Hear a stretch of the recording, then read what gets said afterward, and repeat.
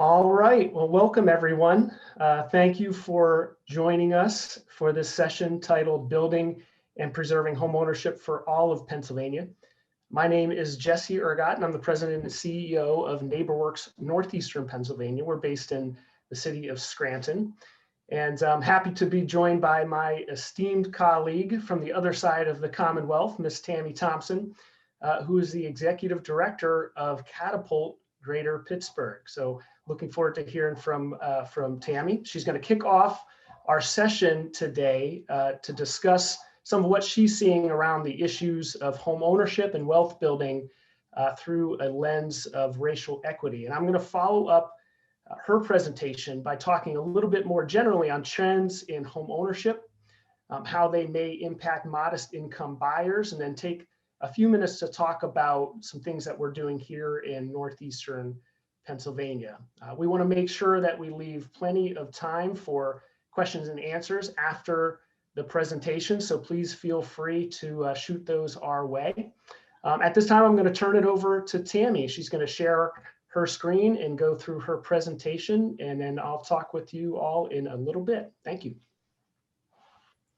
All right. Thank you, Jesse. Thank you so much. And thank you to the Housing Alliance for inviting me to speak. This is one of my favorite conferences. I've been attending the Homes Within Reach conference for years.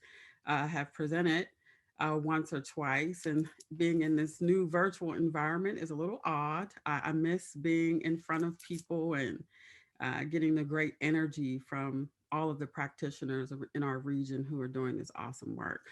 So I am horrible with sticking to time, particularly around topics that are near and dear to my heart, such as home ownership and preserving home ownership for families that we are working with. So I just put a timer on. So I'm going to make sure, because I want to make sure I leave adequate time for my co-presenter and leave lots of time for questions and answers. All right, I'm going to just go ahead and dig right in. And I want to talk a little bit about what we at our organization. In my organization, I am the executive director of an amazing nonprofit called Catapult Greater Pittsburgh. And our primary focus, our major mission, and most of our values are centered around creating economic justice for those who have been marginalized outside of our basic economy here. We're going to talk about why it's important to look at this work from an economic justice lens. It is a tough conversation. People, a lot of people are fatigued by this conversation around racial equity. And unfortunately, there are people who have been impacted by this who are a lot more fatigued. So I'm hoping that people learn to get a little bit more comfortable around this topic, because we will not be able to do the work that we need to do if we are shying away from these tough conversations. So hopefully I can make this engaging and a little comfortable for you guys, but I think it's really important as practitioners that we are able to have these conversations. So I'm going to be focusing primarily on the work that my organization is doing, and others in the greater Pittsburgh area who are doing similar work around doing our best to eliminate this white-Black wealth gap that exists in this society. And in order to have that conversation, we have to understand our history. We have to understand how we got here. And I think we have to understand that there probably is no one answer for how we ended up here. There's been a culmination of things that have happened that have contributed to this wealth gap. And I do want to use the terms economic justice because I think that's important. Our organization focuses on home ownership, but we also have a very strong entrepreneurship program that we think is really important in terms of eliminating that wealth gap. So this young lady that you're looking at right now just purchased a home just a few months ago, going through our program. She's an amazing young woman.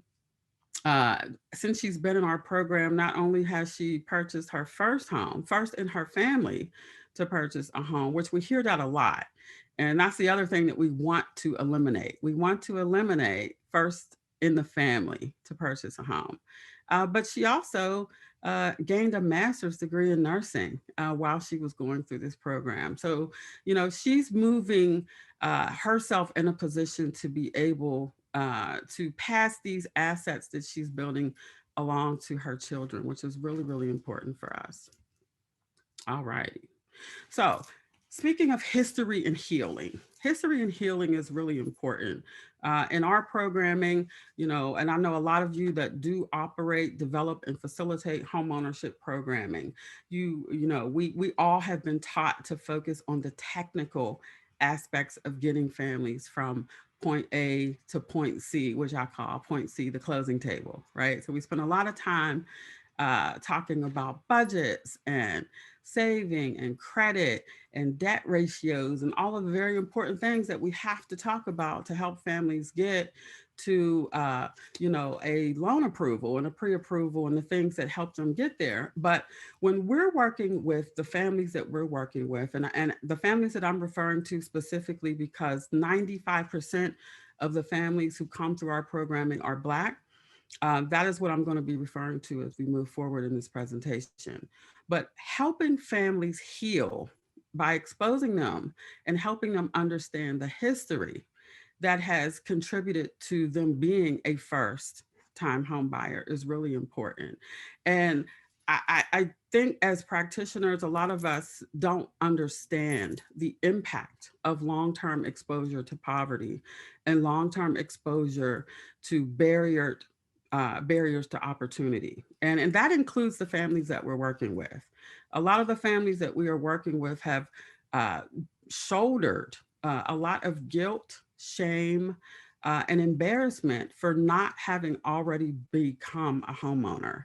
And so we use a lot of history, factual history, to help them alleviate some of that guilt. There's reasons why their grandparents or great grandparents were not able to pass down pieces of assets to them, not being able to pass legacy wealth down to them.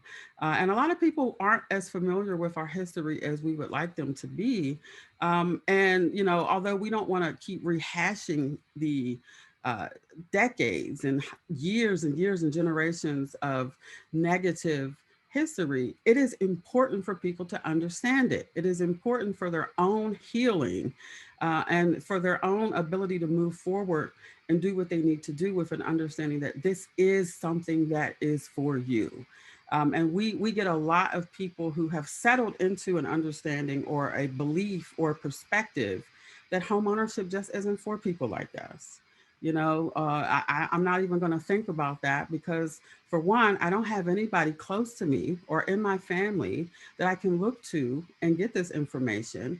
And two, there's a lot of subliminal messages in our society that sort of lead us to believe that this is not a goal that we should be striving for. And so we want to do what we can do to help families move beyond that. And it is important for their healing. And this healing is important when we are introducing financial theories and financial information to people. One of the other spaces that we focus on is a system that I have developed around the financial or the psychology of poverty, and we'll get to that later. This is information that I recently learned about in reading a book called The Color of Law with Richard Rothstein.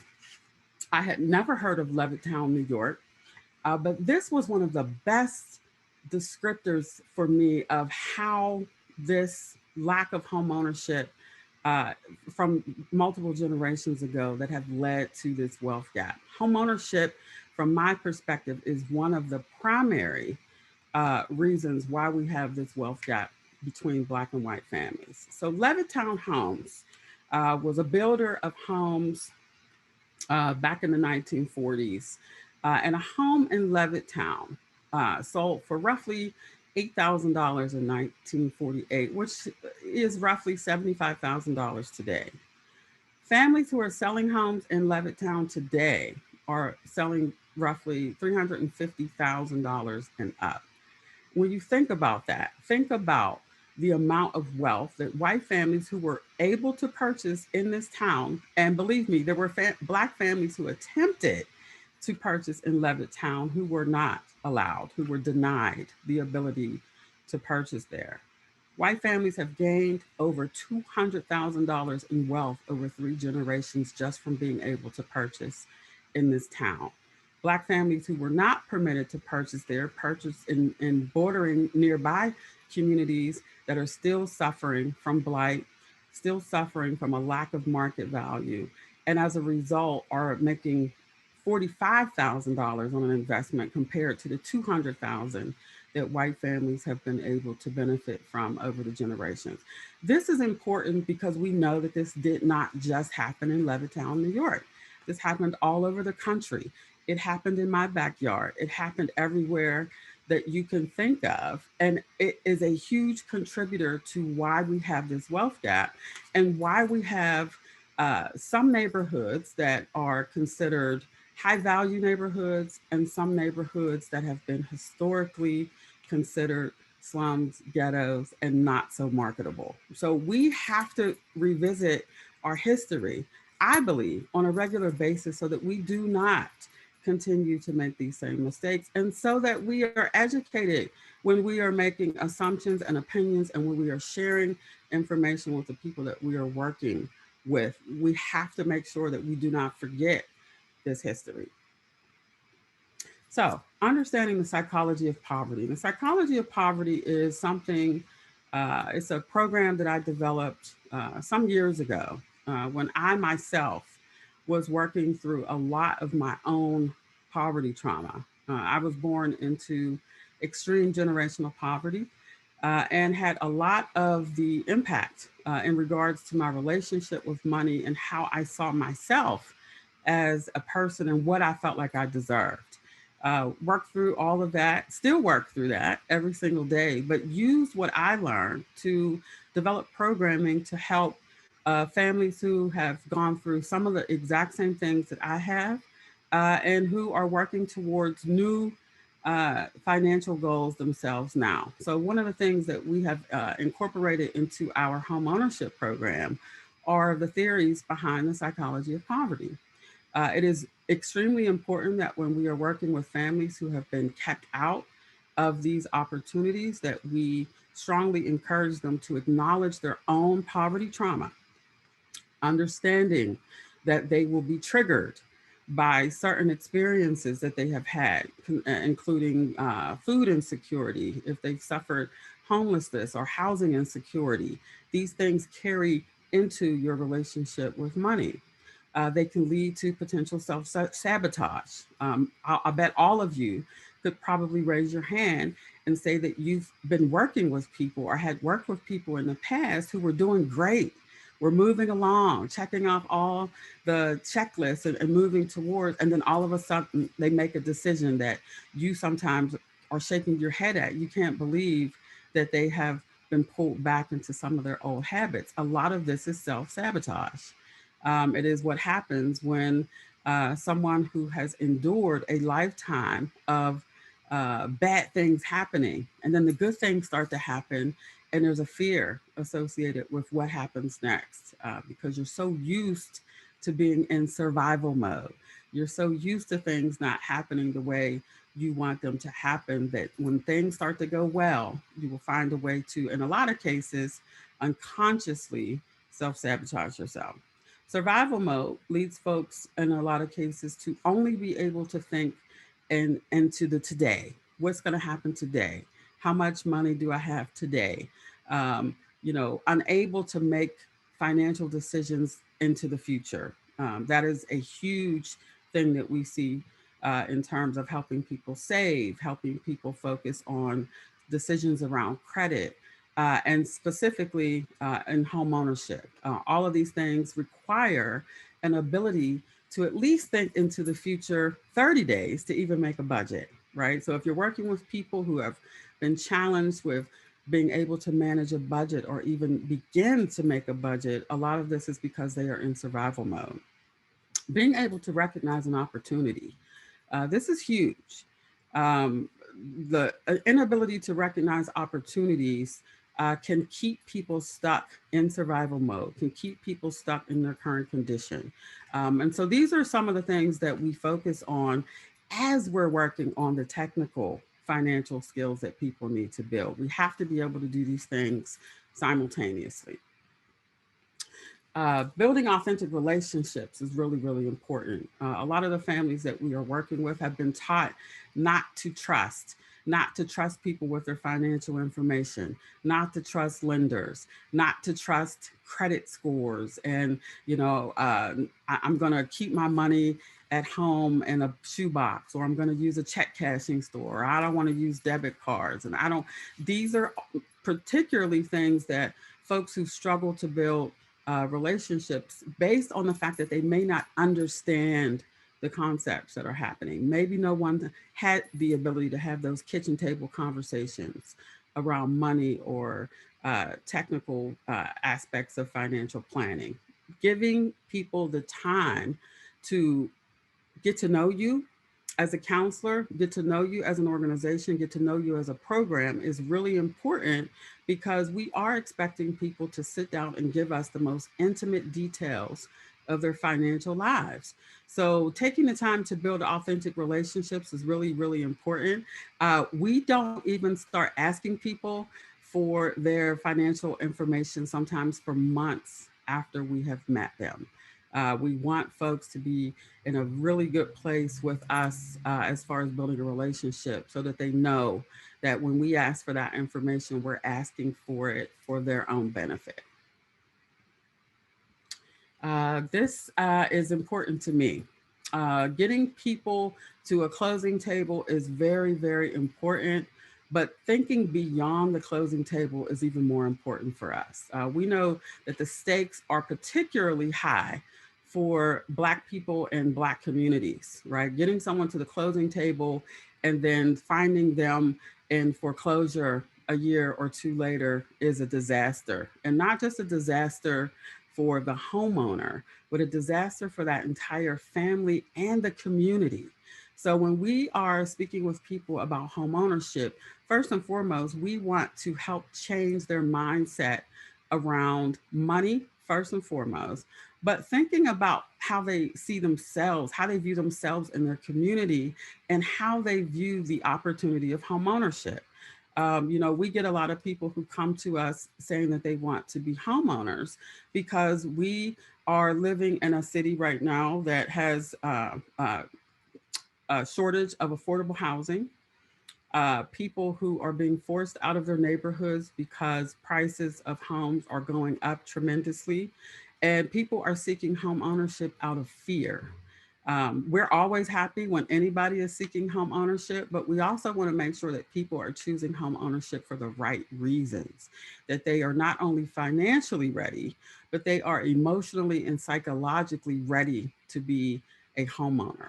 So we want to make sure that people are in a good space mentally and emotionally before they make that leap. We also encourage people to think of being a homeowner as an investor. Now, does that mean that we're trying to get families to purchase homes to flip as an investor? No. We want first-time home buyers to be thinking about that home as an investment, as all homeowners should be, not just an emotional decision. Oh, this is the house I always used to drive by when I was a kid, and we always wished we could live here. It's a great sentiment, but it's not a reason to purchase a home, right? So we want people to be thinking about market value. We want people to be thinking about the future market value of that home. We want people to be thinking about, if this is your forever home, are you going to be able to climb all of those steps when you're 60, 70 years old? We want people to be thinking, is this house a house that someone else would buy from you if you needed to sell it, or when you're ready to sell it? So we want folks to be thinking as an investor. We also want folks to be thinking about sustainability of homeownership, not a temporary thing. So, if somebody is buying a house because their friend just bought a house and I want to live next door to my friend, or, this is a great neighborhood to walk a dog, great. But again, is this a home that you will be able to stay in? What's going to be required for you to stay in it? Well, are you going to be able to handle any tax increases that happen, right? If you're moving into a high market value neighborhood, there's a good chance that your mortgage will increase because your taxes are going to increase. Are you going to understand the importance of maintenance of the home? Are you going to keep up with your regular maintenance so that you prevent future big ticket costs of repairs? Thinking as a community, I want to be part of this community, meaning I'm not going to just purchase a home here and then just stay within the walls or the confines of my property. Do I want to get involved in the community planning process? Do I want to get involved in community politics? Do I want to get involved in making sure that this community stays a community that I want to purchase in? And last but not least, and I think this is probably the most important, teaching families about legacy building, making sure that your children and the people that will be your heirs one day are able to take on this asset and keep it in the family or do whatever they need to do with it. But making sure that they're all educated about what this responsibility bears. So we are talking about a lot of things with our families, even beyond, yes, keeping your credit score at a decent number, making sure that you have savings, making sure that you are filing your taxes and doing everything that you need to do, making sure that you do not become a victim of predatory lending. These are all important, but all of these other things are very important as well. So how do we make sure that these things that we've worked for as a community remain something that is going to be good for the next generation? And what do I mean by that? There's been a lot of laws enacted, right? The Civil Rights Act, the fair housing laws, all of these things that exist that make sure that people will not be discriminated against when they are attempting to purchase or rent or whatever around housing. But these things didn't just happen. These things were worked towards. And there are things that we need to do to make sure that these rights and these acts stay in place. We all know that there are people who would love to reverse a lot of these laws and make sure that Black people can't move in next door to them.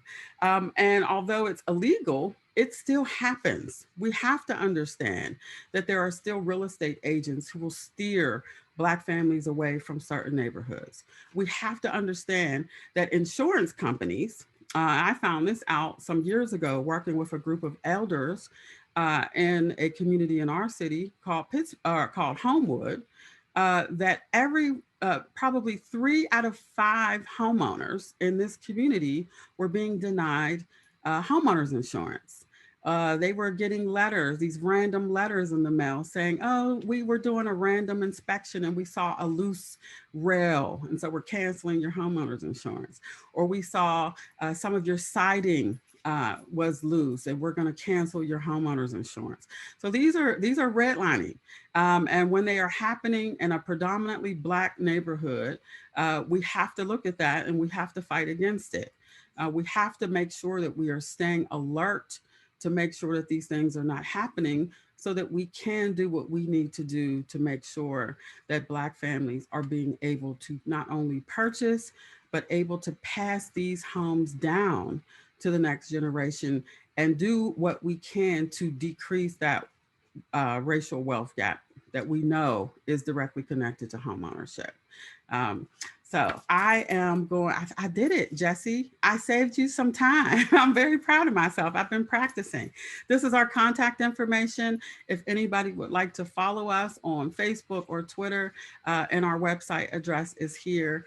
We would love to hear from you if anybody has any information they would like to share or to work directly with us. And I am going to turn it over to my esteemed colleague, Mr. Jesse Ergott, who is the president and CEO of NeighborWorks, Northeastern Pennsylvania.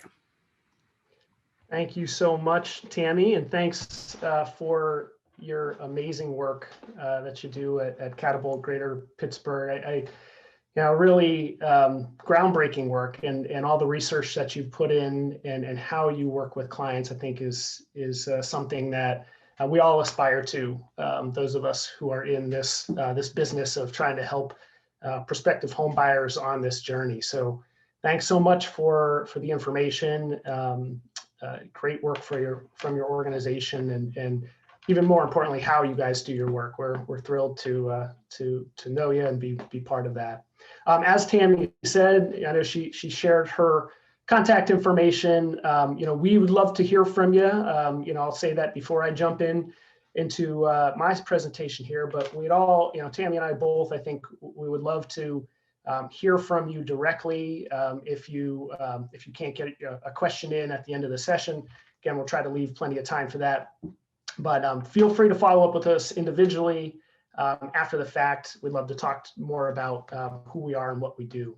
So my organization, NeighborWorks Northeastern Pennsylvania, we've been around for going on 40 years now. Our focus is on revitalizing neighborhoods, creating opportunities for individuals and families, really to improve their lives and improve the places that they live through housing, through home ownership primarily. And we've worked in the space of home ownership for many years, and in a number of different approaches, around financial fitness and coaching, obviously home buyer education.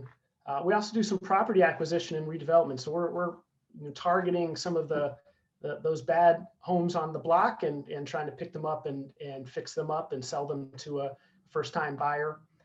Aging in place, home rehabilitation and modifications. I'll be talking a little bit more about that a little bit later, but that's really around how do we preserve home ownership for some of our most vulnerable folks in our communities and our neighborhoods, and then neighborhood revitalization work in general. So how do we take kind of a holistic and comprehensive look at specific neighborhoods that have been traditionally underserved and make these targeted investments in ways that kind of rises the tide for everyone.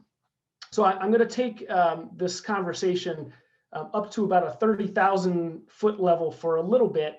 And I'm doing that to talk through some homeownership trends that we see currently and what we're anticipating for 2021. The reason that we want to look at this, take a few minutes to look at this, is I think it's important as we look at how we serve modest income families and help folks on their journey to home ownership and home ownership preservation after they're already there. We need to understand what's going on, both in the market as a whole, what's going on in our community, both now and be able to anticipate what's coming so that we can give people the best guidance that we can and direct resources in the right way, in the most strategic way. So jumping into this topic of current trends, we're looking at the housing market, really over the last 10, 12 months. What many analysts and folks out there are saying is kind of somewhat a surprising bright spot in the current economy. The market for buyers is really still strong despite the economic issues that we've seen as a result of the pandemic. We're seeing pricing in many areas, including Scranton, is strong as well. I know several people, and you may as well, that who either talked about or have actually sold their home really without a place to go. They knew they wanted to upgrade at some point. They saw the market being strong. They knew they could get a good price right now, and they made the decision to sell and kind of wait a little bit for the pricing to come down before they buy because they saw an opportunity. So, these are all signs of a strong market right now. I think the other thing that we're seeing around the housing market in most counties across the country, it's still cheaper to own than it is to rent. When you add all the factors together, we've seen those numbers recently, and that's not everywhere, but that's still something that we're seeing in the market. So homeownership is still a good choice. Still something that the market is pushing. So some of the challenges we're seeing, lower inventory, both again across the country, across the Commonwealth, certainly in northeastern Pennsylvania, the city of Scranton. That's happening because people are choosing not to move. They're instead investing in fixing up their current properties, fixing their homes. It's a historic issue too. I think since 2010, nearly 10 million new households were created across the country, but only about a little less than 6 million single family homes were built. So, there's kind of this issue with inventory and kind of not keeping up with the demand, which is also higher right now. We see continually historic low rates. The average 30-year fixed rate for a mortgage across the country, 2.67% in December, according to Freddie Mac. That's almost 1% lower than 2019, and really at a 50-year low. So those rates are really good, which is also driving some demand. We're also seeing many people, and I'm sure this is happening in your own communities as well, who folks are desiring more space because they want to get out of that smaller home or smaller apartment because they need their home to be an office and they need their home to be a school as well during what we're dealing with right now. We're also seeing activity that's kind of trending towards suburbs for those who are able to move. That's happened in the city of Scranton, where we are considered a smaller city, smaller community, and we're seeing lots of folks from New York, New Jersey, Philadelphia markets who are coming up our way because pricing's a little better, a little more space, a little bit more room to move. So that is something that, that's a trend that we expect to continue. So what does this mean for some of our modest income buyers, entry-level buyers? Really, they've been hit pretty hard right now. There's still lots of opportunity out there, but there's more barriers that they're running into. There's more competition for some of those affordable homes. We've seen out-of-town buyers coming into the city of Scranton in our region. They've got cash to buy or investors. And so some of our first-time home buyers who, 12 months ago would not be competing with these types of buyers are in the position of getting into, situations where they're in bidding wars. And so, it becomes a little bit more difficult for those entry-level buyers when they have some of these barriers that we haven't seen before. I think lastly, a trend we're seeing, this continued concern about foreclosures and homeownership sustainability, homeownership preservation. I think many of us in this business, we've kind of been preparing for kind of a crash or a wave of foreclosures and evictions that really hasn't happened yet. Not really sure if that's going to happen, but I think what we've seen in our work around foreclosure prevention is that lenders and the federal government seem to be taking some significant steps really to try to avoid the type of repeat foreclosure crisis that we saw back in 2008 to 2010, 11, that period of time. So I think there's been some positive lessons learned, and so far we've avoided it. We're hoping that continues. When we're looking at trends for 2021, where's this going, and really how does that affect those of us who work with these kind of modest income or vulnerable populations? We still see and anticipate a seller's market through 2021 in many of our communities. Again, Scranton has not been a seller's market really any time in recent history, and it is right now, and it's expected to continue, and because of some of the reasons that I mentioned before. And we have to kind of think about, what does that mean for some of those folks who we traditionally serve, and how do we help them navigate some of those issues? Inventory remains really historic lows in communities like ours. Again, I'm not so sure how that looks across the Commonwealth, but I know that is a nationwide trend as well. That there's lower inventory, so not as much movement, and so things aren't there aren't as many options for our prospective buyers. Continued focus on moving to the suburbs. We don't see that changing. We do think that interest rates will creep back up. I think what we're looking at as a trend is Realtor.com, I saw, predicted 3.4% by December 2021. So it's anticipated that this year is going to kind of slowly go back up, but again, it's anybody's real guess depending on what happens with the pandemic and the economy. New construction has shown positive signs and looks to be growing over the course of the final few quarters of last year and into 2021. Still question marks around that foreclosure and eviction crisis. Where does that go? What happens to the moratoriums when there's a new federal administration in office? So all of that is kind of remains to be seen, but all things that many of us are trying to figure out how do we be prepared for no matter what comes. And then this really important question, which I think Tammy spoke a lot about, how do we make sure that equity is an important part of the future of housing, and how do these trends affect the equity of our communities around the topic of housing. So I'm going to jump to, as we finish up talking a little bit about trends, I just want to touch real quickly on homeownership preservation. For us, home ownership as a key part of our work is really, really important. We spent a lot of time focusing on how do we get more people into home ownership, doing the type of work that Tammy described earlier, really walking people through that process and trying to stay with them. What we found is in recent years, especially in our region, preservation is just as important, if not sometimes more important. How do we keep the people who are vulnerable, but already own their homes? How do we keep them in their homes? Because most of them want to stay there.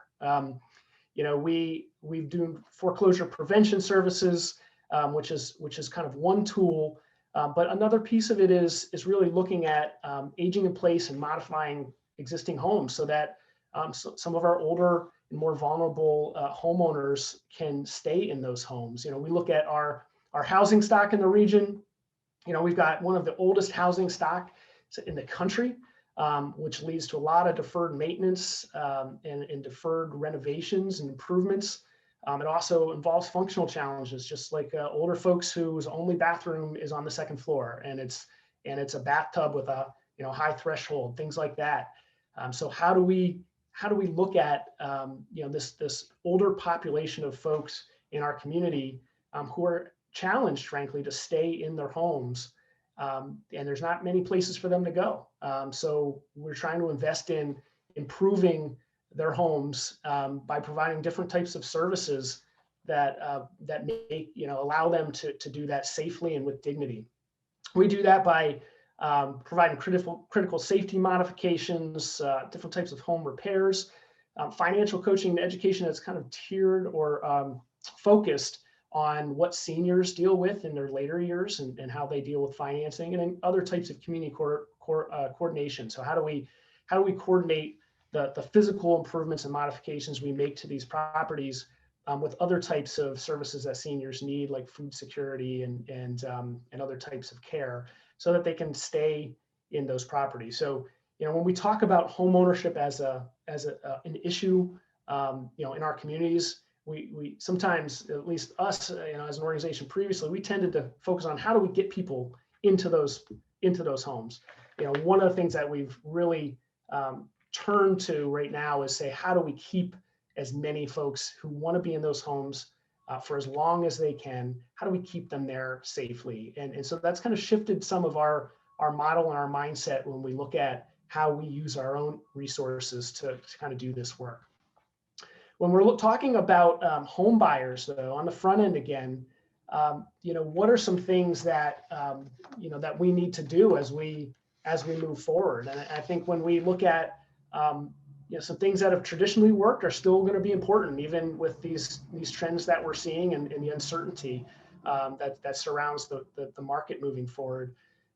Credit and stable employment are just as critical as ever. And so, the type of education that Tammy mentioned earlier, really building the relationship, walking people through this as a long-term journey, and not just kind of a transaction that we have with folks during their home buying process. We need to teach them, that all of these things add up. Fixing credit, building credit, staying at a job that's stable as much as they can. These are all really important things to continue to communicate. Education and communication and outreach, really, we see these as things that are needed more than ever. I think there's lots of opportunities for new buyers out there, especially even among the underserved population, traditionally underserved populations. But as Tammy mentioned, there's a lot of folks who just don't see it as this is something that they have in front of them. They don't see this as an opportunity that's for them. And we're really trying to get the word out and say, this is an opportunity for you right now. If you have the credit, if you have the employment, this is a great time. Interest rates are low. There's opportunities. There's some barriers that you need to overcome, but that's what we look to help with. But really taking advantage of the market right now as much as possible, and then being strategic as a community about different incentives that we can connect people to. So those incentives, first-time homebuyer programs, local lenders, regional lenders, national lenders who are providing down payment, closing cost assistance, really being educated on what those are and making sure that's out in front of as many people as possible so that they can take advantage of this opportunity right now. A couple of things that we're working on here in NeighborWorks Northeastern Pennsylvania. We partner with the city of Scranton to run their homebuyer program. So the program, I'd say, was challenged in the past. We didn't see a whole lot of folks being able to take advantage of it because of some of the restrictive nature of the guidelines and some issues that we had with the market.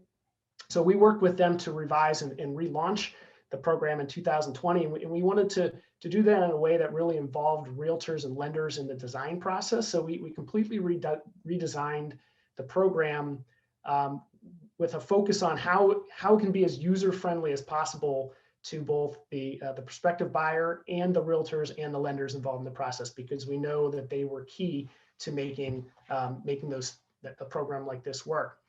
We changed the guidelines to provide more assistance. So I think on average, folks may have been getting between $4,000 and $6,000 in the past. We upped everything, all of the guidelines, so that the minimum somebody can receive now is $5,000. The max is $15,000. So been a lot more aggressive in getting money out the door, and it's really made a very positive response from the community, because we said, hey, we've got resources that we want to get out. The time is right. How do we get this in front of the prospective buyers who need to see it? Again, staying aggressive with outreach and marketing, and focusing really more on our growing Spanish-speaking population here in the city of Scranton and northeastern Pennsylvania. There's a lot more buyers who really just aren't aware of these types of programs. And so, as an organization, and I think as a field, there's obviously been a push to focus more on equity in how we get the word out, how we communicate, how we build our own capacity around in home ownership. So, for us, that meant really starting sometimes, and Tammy mentioned this as well, but understanding ourselves some of the root issues that came up around kind of generational poverty in our area. So there was recently one of our partners published a report on redlining in northeastern Pennsylvania, and really looked at that issue, understanding how especially the African-American folks in our community have not had that access, just like Tammy mentioned, and that's happened many places across the country. But I think it's an untold story, unfortunately, in northeastern Pennsylvania, and so we're trying to be part of telling that story to allow people to understand, what these issues are in our neighborhoods, and then that helps us to fix it. Help us take the lead in getting people to change that perspective on whether or not home ownership is for them, and how we can walk them along on that journey. Targeted focus on underrepresented populations. So for us, that just meant, first of all, hiring a Spanish-speaking intake staff member who is, able to communicate effectively. We don't have to, resource that out. We're dealing with it directly, and making sure all of our materials are really focused on how we tell those folks how to interact with these programs that are out there to bring them along into home ownership. Lastly, I think we really want to focus on expanding use of partnerships. So Black Scranton Project, some other community organizations that we haven't had as close a relationship with, we're saying, how do we make sure that we integrate our work with what they're trying to do have them help us reach populations that we frankly haven't been very good at reaching in the past. And that's something that we want to get better at. And so using partnerships for that work as well. So I'm going to stop there. I want to, again, make sure we have time for questions and answers. We covered a lot of content in not a whole lot of time, but hopefully some of that has been useful to you. I'm going to stop here, and I think we're going to have the opportunity to answer any questions that come in through the chat box. So I'm going to stop my sharing here, and I'm going to ask some of our folks there to answer some of these questions. Great job, Jesse. Thank you.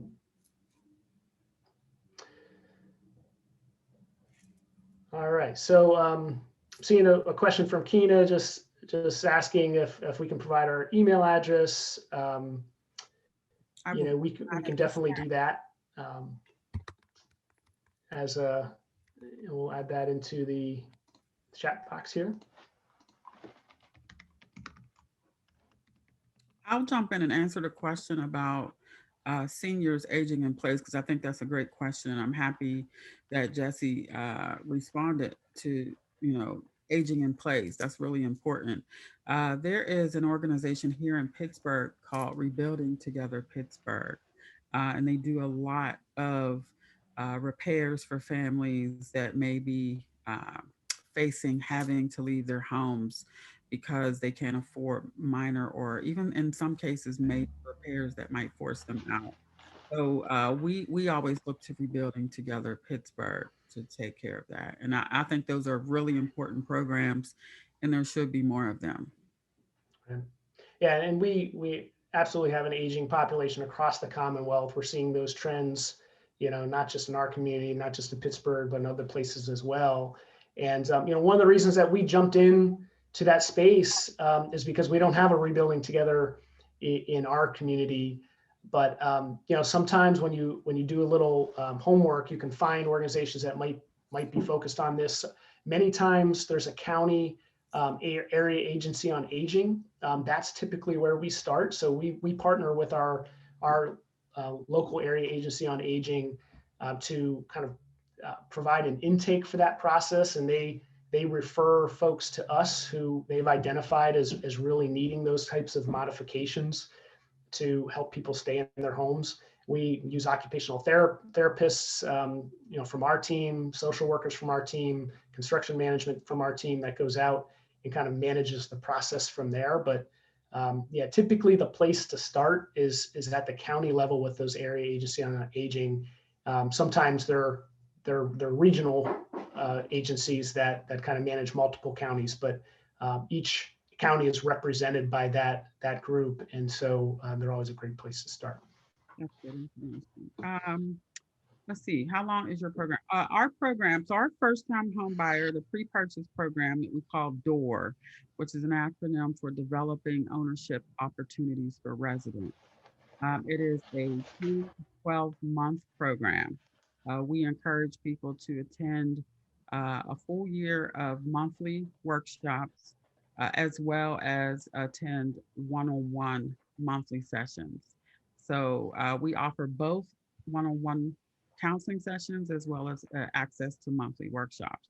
We also do have a post-purchase program called KEY, which is an acronym for Keeping Equity Yours. We think that is really, really, really important, specifically for people who are transitioning from being long-term renters into becoming homeowners. In the first few sessions, we help people get acclimated to reading their mortgage statements, making sure that they understand their homeowners insurance policies. And also there's an estate planning component to it, because we know that in our communities, the bulk of blight and vacancy is created when the primary homeowner passes away and the heirs were not in a position or didn't understand what needed to happen to make sure that they legally possess that property and keep it maintained. So the estate planning piece of the post-purchase programming we think is really, really important. And it includes some more information about how to identify a solid, reputable contractor, how to avoid predatory lending. Again, we have a heavy focus on the predatory lending piece because our families seem to be targeted the most. And just to maintain the emotional and psychological, we want people to overcome that fear. In some cases, the panic that sets in once they, sign all their documents, get their keys, and now they are on their own. So we don't want them to be on their own. We want them to know that we are here for them. And in the rare instance that someone needs to relinquish their home, we want to try to make sure that that home is also potentially going to another first-time home buyer who needs an affordable home ownership opportunity. So we're here for people from the beginning, and definitely in the second, the second phase of their relationship with us, which would be post-purchase. So that's a great question. Thank you. And Tammy, I see another one in there. If you want to just keep going with that last question, and then I'll chime in after that. Okay, someone wants to come to your organization and is interested in buying a home. What would their next steps be? So we send folks. Everyone would have to go through an intake process, which is just basically getting a feel for their basic demographics. What have they already done to start this journey? Have they worked with another agency or organization before? That's really important to us because we like, if possible, I don't have a problem. I think it's a really good thing for people to get multiple access points to education, but we like to be connected to the other agencies that they may have worked with because we think two heads are better than one. But helping families assess their current relationship with money is first and foremost. Before we even start talking about the steps to getting pre-approved or looking for a home, we want to know that people have a solid, healthy relationship with their money, and that they are understanding the importance of being emotionally and psychologically prepared for home ownership and just doing whatever it takes to build a solid, trusting relationship with them. Because everything else that leads up to that transaction is asking them a lot of personal information about their lives at home, who they are, and what their finances are. So we really spend a great deal of time building a relationship with people as we are building up to focusing on the financial relationship. Yeah, and for us, it starts again with an intake process, just like Tammy mentioned. But we typically triage from there. We get folks who get in contact with us from through multiple different referral networks, Pennsylvania Housing Finance Agency, directly from HUD, county, city, other types of programs and sources, other nonprofit organizations who just may not have these services refer over. So we start by kind of triaging and assessing where they are in their journey. Some really just come to us because they're pretty far along in the process, but they want to make sure they're kind of checking all the boxes and then they haven't missed anything. And so if that's the case, then we'll walk them specifically through home ownership education and some of the post-purchase education that we have. We might not. If we look at their financial situation and kind of see they're pretty solid and they know what they're about, then we're probably not going to go all the way back to talking about credit and all these other things. Others who come in and they're just kind of saying, hey, where do I start, right? And those folks we know are on kind of a longer term track, and we handle that more in the same way that Tammy mentioned that her organization does with folks in those situations. The next question, I love this question. Can either of you speak to those residents who live in a family home where the family member who purchased the property dies and there's an outstanding mortgage? Do they fit into your programs? And this is from a friend of ours, a colleague who we've worked with forever, Irene Clark. So yes, we would refer them to Irene Clark. This is a Tangle title issue. Irene is an amazing attorney who has done so much great work helping families navigate the Tangle title process. So yes, what we would do is again assess the viability of the person, the next heir, making sure that they are able to responsibly assume ownership of this property, find out what they already know, whether or not the homeowner had a will or not.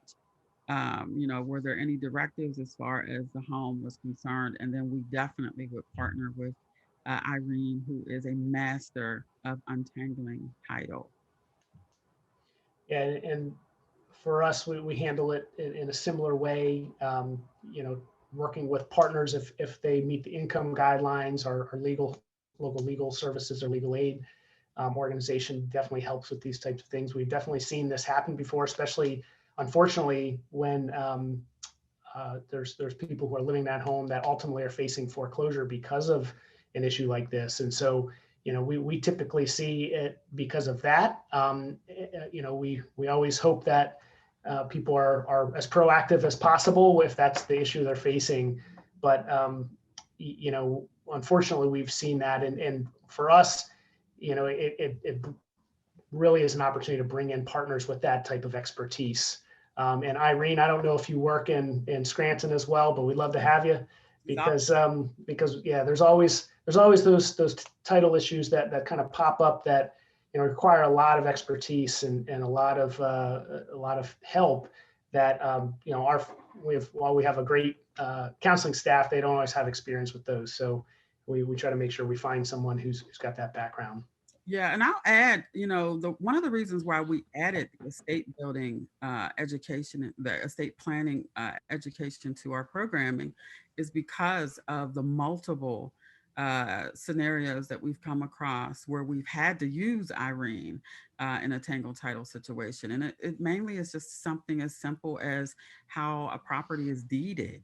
Right, it could have been eliminated. Making sure that every family should have some type of directive, but families who own real estate, it is imperative that they have a will.